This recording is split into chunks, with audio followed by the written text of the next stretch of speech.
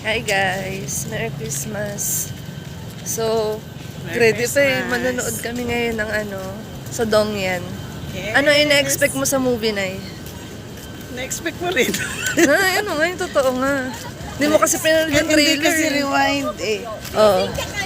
Ibig sabihin, babalikan yung mga nakaraan. Oh, tapos. Tapos stop ka kasi rewind eh. Galing, yung nanay mong Joker. So yun Merry guys. Christmas.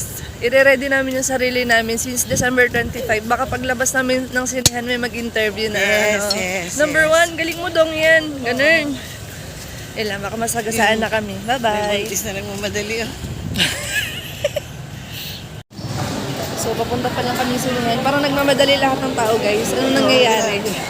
Ganito pala pagpasko dito sa mall. Ganun pala, parang kahit naka-reserve na yung mo sa sinehan, parang nagmamadali pa rin lahat.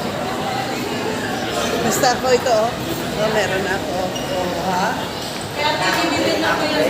Yun. Ay, 3 lang pala talaga. Ang corny pa. Hindi, 5. Yung nanay mong ganyan maglakad. Yes! Isa natin late na tayo. Oo nga, 7:13 na guys. 7:15 na showing. Okay, baka maano ako dito. Plagiarize. Plagiarize. Hello. Ayun, tapos na yung movie. Na ano na masasabi mo sa movie? Rewind lang yan. Again. Wait lang. Sama ka. Hi guys. Katatapos na ng movie. Bitin. Bitin, pero ang ganda. Maganda na yun, di ba? Medyo. Di ba? Maganda. Maganda yung movie, guys.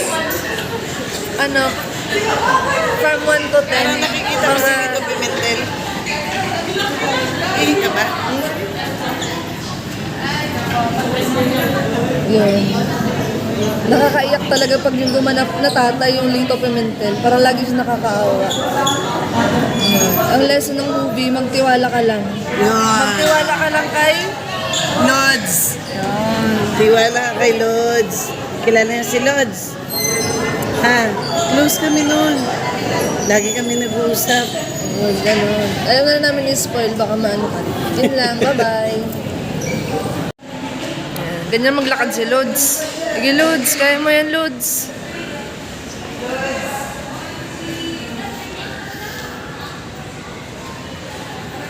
Ang tiyan ko, Lods.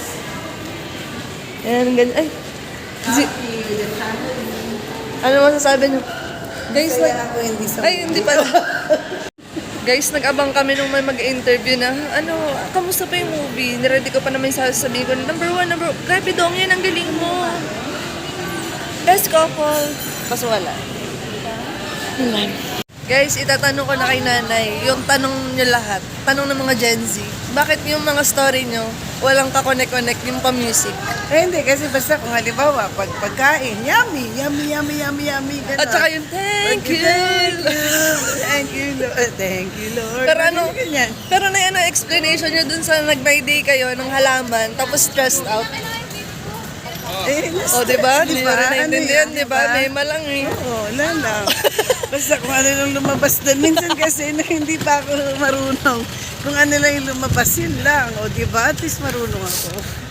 Yan na guys, sana nasagot yung mga tanong na grabe pala isipan to sa mga Gen Z. Ba't yung mga nanay nila puro yung mga tugtog ganun yung pare-pareho lang. Yan lang guys, bye-bye. Saya-saya ko. Nay, marunong kayo mag-wow, Nay? Hindi. Wala. Wala ito. Hindi marunong ang ating millennial, ma'am.